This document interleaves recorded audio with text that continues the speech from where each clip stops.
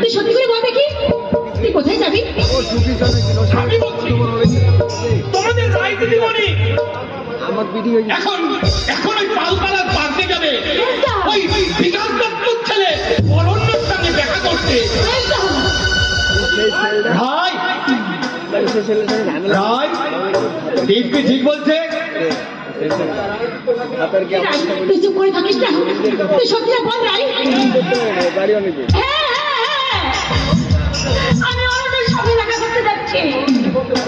আমি অরণ্যকে বড্ড ভালোবাসি। অরণ্যর বাবার মতো নয়, তোমরা একদম আলাদা। ওর বাবার কুকীর্তির কথা শুনে ও একদম আলাদা হয়ে গেছে। ও যে খুব ভালো ছেলে দাদা। আমি ভুল করেছি মা, আমি মস্ত বড় ভুল করেছি দাদা। ওরে তোকে বিশ্বাস